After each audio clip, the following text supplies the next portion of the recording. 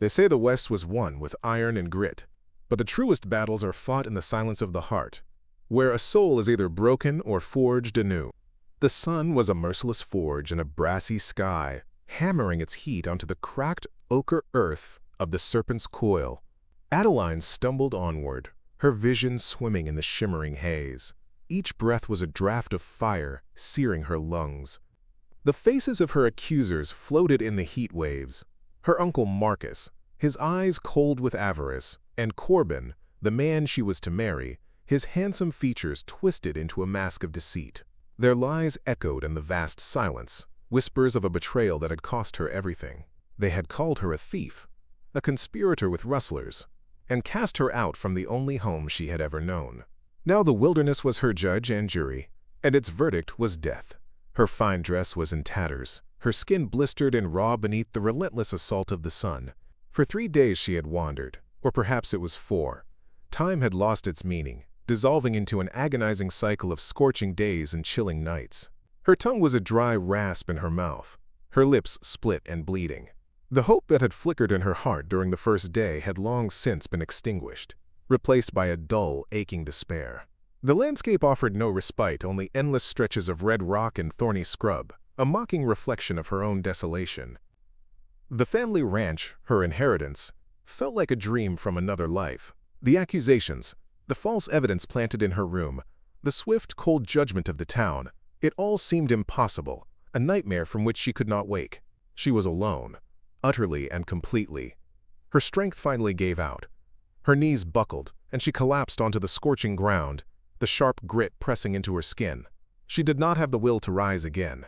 She closed her eyes, the darkness behind her eyelids, a welcome relief from the blinding glare.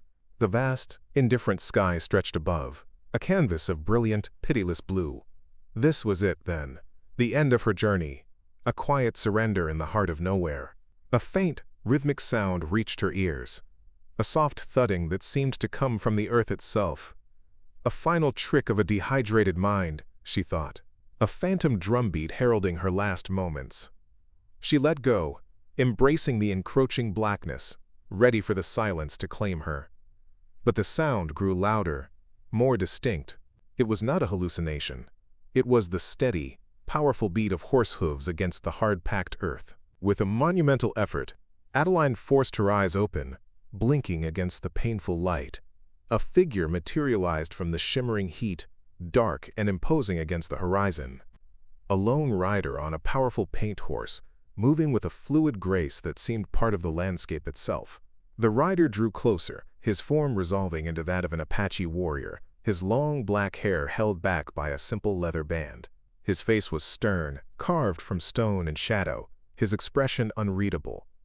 He reined his horse to a halt a few feet from where she lay, his dark eyes taking in her broken form with an unnerving stillness.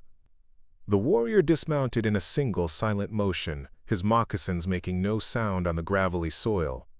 He moved with the deliberate grace of a predator, his gaze never leaving her. Adeline felt a tremor of fear, a final, primal instinct to survive. He was tall and lean, his buckskin clothing worn and practical, adorned with simple quill work. He knelt beside her, his shadow falling across her face, offering the first relief from the sun she had known in days. He carried no expression of pity, only a quiet, assessing intensity. He unslung a water skin from his shoulder, the rawhide cool to the touch.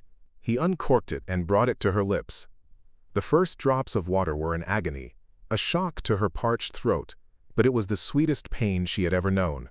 He pulled the skin away before she could drink too deeply, his knowledge of the desert's treachery evident. "Slowly," he said, his voice a low baritone, the English words measured and clear. It was the first human voice she had heard since Corbin's final, venomous farewell. Her own throat could produce no sound in response.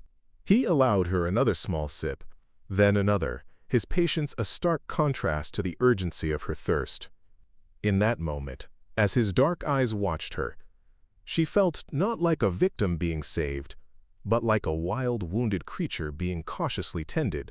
He rose, and with an effortless display of strength lifted her from the ground. She was weightless in his arms, her head falling against the solid warmth of his chest.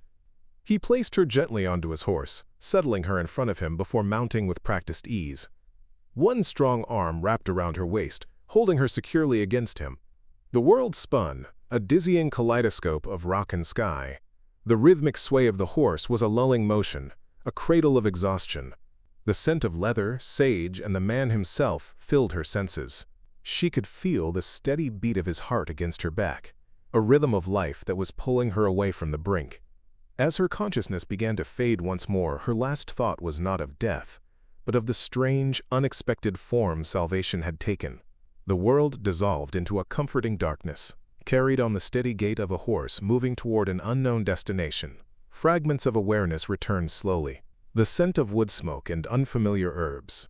The low murmur of a language that flowed like water over stones. The sensation of a cool, damp cloth on her forehead. Adeline's eyelids felt as heavy as stones, but she managed to flutter them open. She was inside a wickiup, its dome-shaped frame of branches covered in brush, creating a space that felt both rustic and sacred. A small fire burned in a central pit, the flames casting dancing shadows on the walls. Two elderly women sat nearby, their hands moving with practiced skill as they worked with herbs. And then she saw him. Her rescuer sat slightly apart, his profile stern and thoughtful in the firelight. He seemed to be watching her, waiting. Adeline tried to sit up, but a wave of weakness washed over her, pinning her to the soft buffalo robe beneath her. The slight movement caught the warrior's attention.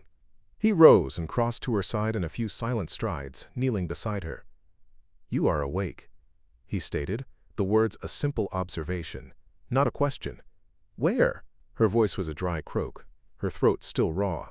"You are in the camp of my people," he replied. "I am Kian." He spoke his name as if it were a simple fact, yet she sensed the weight it carried. The name was unfamiliar, but his bearing was that of a leader. He was respected, perhaps even feared. One of the elderly women approached with a wooden bowl filled with a dark, steaming liquid. The aroma was earthy and pungent. Kian took the bowl and held it out to her. "Drink. It will give you strength." Adeline hesitated, a lifetime of caution warring with her desperate need.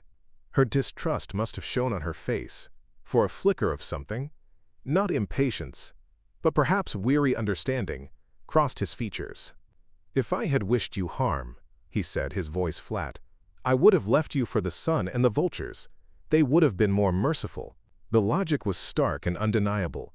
With a trembling hand, she took the bowl and drank. The brew was bitter, but a surprising warmth spread through her limbs, pushing back the deep chill of exhaustion. Only then did she notice she was wearing a simple doeskin shift, her own ruined clothing gone. The realization that these strangers had tended to her while she was unconscious sent a flush of heat to her cheeks. She felt vulnerable, exposed in a way that had nothing to do with her physical state. She looked at Kian, the question burning in her eyes even if her voice could not form it. Why? Why save her? A stranger from a world that had brought his people nothing but sorrow. His expression remained impassive, but his eyes held a depth she had not seen before, like a still, dark pool that concealed its true nature. "The great spirits place trials in our path," he said finally, his gaze distant. "Sometimes we are the one tested. Sometimes we are the test for another." His words were cryptic, offering no easy comfort. He rose to his feet, a towering figure in the firelight. He spoke to the two women in the flowing Apache tongue, his voice gentle yet authoritative. They nodded in response, their dark eyes glancing at Adeline with a mixture of curiosity and caution. Without another word to her, Kian turned, ducked through the low entryway of the wickiup, and disappeared into the night. Adeline was left alone with the two women, the crackling fire, and the weight of his words. Was she a trial sent to test him, or was he her test? She lay back on the soft robe, listening to the unfamiliar sounds of the camp outside, wondering if she had been rescued from one kind of wilderness, only to be cast into another, far more complex and uncertain. The days that followed were a blur of recovery. Adeline's strength returned slowly, nourished by strange, savory broths and the bitter medicinal tea. The two elders, whom she learned were sisters, tended to her with a firm, no-nonsense efficiency. They spoke little to her, their expressions revealing nothing of their thoughts about the strange woman who had been brought into their midst. Adeline spent most of her time just inside the entrance of the wickiup, watching the life of the Apache camp unfold. It was a world of ordered purpose, of community and rhythm, so different from the rigid, clock-bound existence she had known. Children played, their laughter echoing through the cottonwoods, while men mended tools and women worked with hides, their movements economical and sure. She was an object of intense curiosity. People would walk by her wickiup, their gazes lingering, some with open suspicion, others with a guarded pity. She felt like a ghost, present but not truly part of the world around her. Kian was a distant figure, often gone for long periods with the hunting parties. When he was in the camp, his presence was a palpable force, drawing the respect and attention of his people. He never spoke to her directly after that first night, but she often felt his eyes on her from across the camp, a brief, assessing glance that left her feeling strangely unsettled. She was a puzzle he had not yet solved, a disruption to the careful balance of his world. She was his responsibility, but she was also a stranger. Her first real connection came in the form of a young woman named Ayasha. She had a bright, intelligent face and eyes that held a spark of gentle curiosity rather than suspicion. One afternoon, she approached Adeline's wickiup, a small bundle in her hands. "I bring you something to help pass the time," Ayasha said, her English soft and melodic. She held out a piece of soft leather and a porcupine quill. "I can show you how to work the quills if you like." Adeline's heart swelled with a gratitude so intense it almost brought tears to her eyes. "Thank you," she whispered, her voice still rough. "I would like that very much." Ayasha sat with her, her presence a comforting balm. "Many are wary of you," Ayasha explained gently as she demonstrated how to soften and flatten the quills. "They do not understand why Kian brought you here. It is not our way to interfere with the world beyond our lands." She paused, her eyes meeting Adeline's. "But Kian walks his own path. He saw something in you that the spirits told him not to abandon." Ayasha's simple faith was both humbling and profound. In a world governed by greed and deceit, here was a place where people listened to the whispers of the unseen. The promise of Ayasha's friendship and her willingness to teach Adeline the ways of her people was the first true light Adeline had seen since her world had been plunged into darkness. Weeks bled into a month. Adeline's hands, once accustomed to the delicate touch of piano keys, grew nimble in a different way, learning the intricate art of quill work under Ayasha's patient tutelage. She began to learn the language, the soft, guttural sounds starting to form familiar patterns in her mind. She made herself useful, helping the women with grinding corn or gathering berries. Her efforts met with slowly thawing reserve. She was no longer just the strange woman in Kian's wickiup. She was becoming a quiet, if still peripheral, part of the camp's daily life. Yet a chasm of culture and experience still separated her from the people who had saved her, a gap she felt most keenly in the presence of Kian himself. He remained an enigma. A leader who commanded absolute loyalty, a warrior of formidable skill, yet a man who often seemed isolated by the very authority he wielded. He would return from a hunt and oversee the distribution of meat, with a solemn fairness, his eyes missing nothing. Adeline watched him from afar, intrigued by the contradictions he presented. He was a man of the earth, yet his gaze often seemed fixed on a distant horizon, as if searching for something only he could see. Their interactions were rare and brief, limited to a formal nod of greeting or a short inquiry about her well-being, delivered with a detachment that kept her firmly at a distance. She felt a strange pull toward him, a desire to understand the silent burdens he carried. One evening, as the sun bled crimson across the plains, Kian returned from a lone hunt with a young buck slung across his horse. After seeing to his animal, he approached her wickiup. In his hands, he carried a small, carefully wrapped bundle of hide. He stopped before her, his expression as inscrutable as ever. "This is for you," he said, holding it out. "It is the heart and liver. It is our custom to give the best parts to those who need to build their strength." Adeline accepted the offering, her fingers brushing his. A jolt, like a spark from a flint, passed between them. "Thank you, Kian," she said, using his name for the first time since that first night. "It is a great honor." He did not leave immediately. He stood for a long moment, watching as she placed the gift carefully inside her wickiup. The silence between them was not awkward, but filled with a new, unspoken weight. "The wilderness can take everything from a person," he said suddenly, his voice low and quiet. "But sometimes, it gives back what was truly lost." He looked at her then, and for the first time, she saw a flicker of profound sadness in his eyes, a shared understanding of loss that transcended words. "I too have been tested by the empty lands," he added cryptically. Before she could ask what he meant, he gave a slight nod and walked away, leaving her with the warmth of his gift and the startling, intimate glimpse into the soul of a man she was only just beginning to know. The fragile peace Adeline had found was shattered by the return of her nightmares. She would wake in the dark, gasping for breath, the faces of Corbin and her uncle vivid in her mind, their voices dripping with false sympathy and cold calculation. The injustice of it all would wash over her, a fresh wave of grief and fury. One night, unable to bear the confines of the wickiup, she slipped out into the cool air, pulling a robe around her shoulders. The camp was asleep, bathed in the silvery light of a full moon.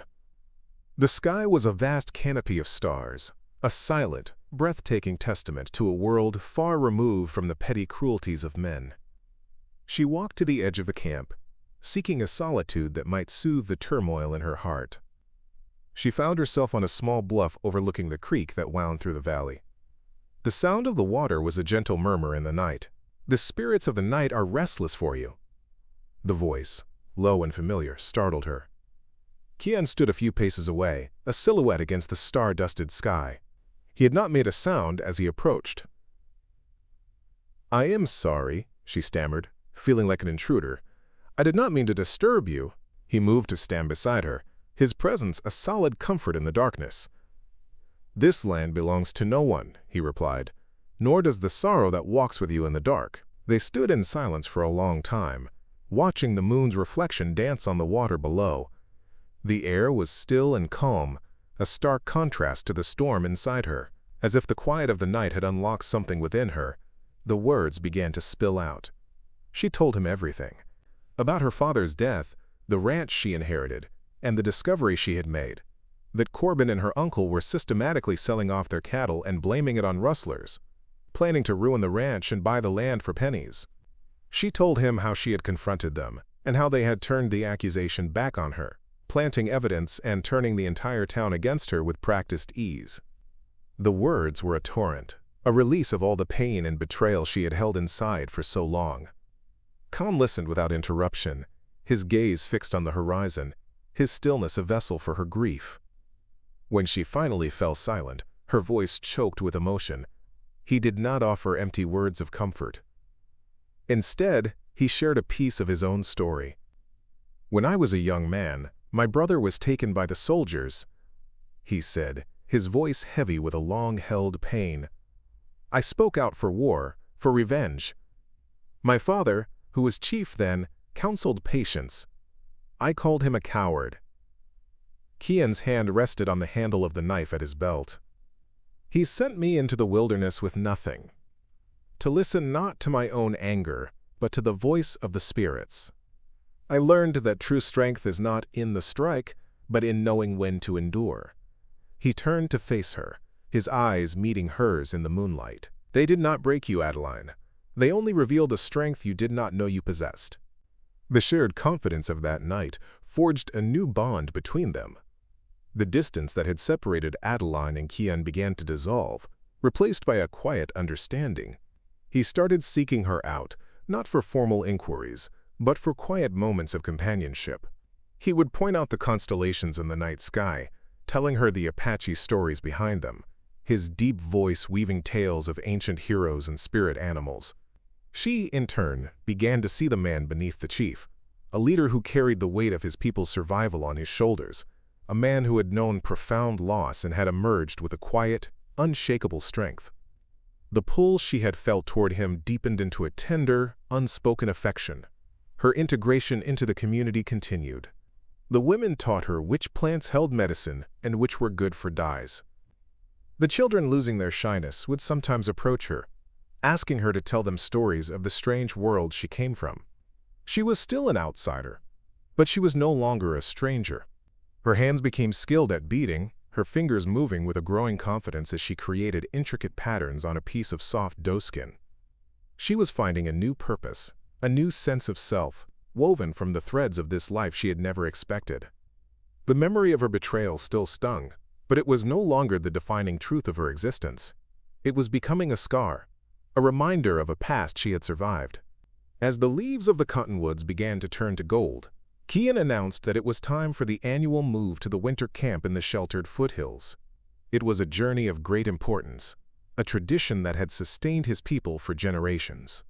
Adeline assumed she would be left behind with the elders who were too frail to travel. But one evening, Kian approached her as she sat outside her wickiup. "The journey to the winter grounds is difficult," he said, his tone serious. "But it is a journey for all of our people. You will ride with us." The offer was a quiet declaration, a public acknowledgement of her place among them. Her heart soared. It was more than she had ever dared to hope for. The day before they were to leave, he came to her again. He held something in his hand, a simple cord of braided horsehair, dark and lustrous. Tied into the braid was a single, smooth gray stone that seemed to hold the light of the evening sky within it. "For your hair," he said, his voice softer than she had ever heard it. "The winds in the mountains are strong." He placed it in her palm. The braid was warm from his touch. It was a simple, personal gift, yet it felt more precious than any jewel. "The stone is from the river where I completed my vision quest," he added quietly. "It is a stone of endurance." In that moment, Adeline understood. This was not just a gift. It was a piece of himself, a promise of protection, and a symbol of a shared journey just beginning. The migration was an awesome sight, a river of people and horses flowing across the vast plains. Adeline rode a gentle mare that Ayesha had provided, her heart filled with a sense of belonging that was both thrilling and humbling. However, not everyone shared Kian's acceptance of her. A warrior named Nako, a man whose ambition and pride were well known, watched her with open hostility. He saw her presence as a weakness in their leader, a deviation from the old ways that he held sacred. He made his disapproval clear through sullen glares and sharp, critical remarks about her riding, his words always just loud enough for her to hear. The tension was a low hum beneath the surface of the journey's daily rhythms. One evening, as the camp was being set for the night, Nako confronted Kian directly. "You bring this white woman into our sacred places," he said, his voice ringing with challenge. "She does not know our ways. She is a bad omen." Adeline, who was nearby, froze, her hands tightening on the waterskin she was carrying. The entire camp seemed to fall silent, waiting for their leader's response. Kian faced Nako, his expression calm but his eyes like chips of obsidian. "The spirits led me to her," he said, his voice steady and clear, carrying to every ear. "The land itself chose not to claim her. It is not for you, Nako, to question a path the spirits have laid." He turned his back on the other warrior, a quiet dismissal more powerful than any angry retort. Later that night, as people gathered around their fires, Adeline found herself sitting alone, the weight of the confrontation creating an invisible barrier around her. She watched the families sharing their meals, their easy camaraderie, a painful reminder of her own isolation. Then, Kian rose from his place among the other leaders. Plate in hand, he walked across the camp and sat down beside her. He did not speak, but his action was a clear and public statement. He was aligning himself with her, offering his protection and his fellowship for all to see. The whispers around the camp subsided. It was a deliberate act of inclusion, a shield against the hostility of men like Nako. Her heart ached with a profound, silent gratitude for his courage. A few days later, as the weather grew colder, a surprising gesture came from her staunchest opponent. Nako approached her, his face a mask of grudging reluctance. He thrust a pair of fur-lined moccasins into her hands. "Your city shoes will not survive the mountain snows," he grumbled in broken English before turning and stalking away. Adeline stared at the gift, stunned. It was not an act of friendship, but it was an act of acknowledgement. It was a recognition that she was enduring, that she was part of their journey, whether he liked it or not. The gift coming from Nako was a sign that the ice was beginning to thaw. Her place here was no longer just protected by Kian. It was slowly, grudgingly being earned in the eyes of his people. The winter camp, nestled in a valley protected by towering pines, became a place of deep connection for Adeline and Kian. The long, quiet nights of the cold months provided time for stories and shared silence. The unspoken bond between them blossomed into a deep and abiding love. He taught her how to track animals in the snow, his patience endless. She, in turn, read to him from the single book she had managed to save from her old life, a volume of poetry, his brow furrowed in concentration as he absorbed the strange cadence of the words. They were two people from different worlds, building a bridge between their souls with threads of mutual respect and growing tenderness. Their love was a quiet fire, warming them against the winter chill. Adeline had found a home, not just a place of shelter, but a place where her spirit felt at peace. The harshness of the land was matched by the resilience of its people, and she found a strength within herself she never knew she possessed. She had learned to be self-sufficient, to read the signs of the weather, to understand the rhythms of a life lived in harmony with the earth. The woman who had collapsed in the serpent's coil was a distant memory. In her place was a woman who was capable, respected, and deeply in love. The future, which had once been a terrifying void, now stretched before her, filled with the promise of a life shared with Kian. She had lost everything, only to find the one thing that truly mattered. One evening, as the first signs of spring began to whisper through the valley, Kian came to her wickiup. The mood was different, imbued with a solemn purpose. He sat before her, his gaze intense and searching.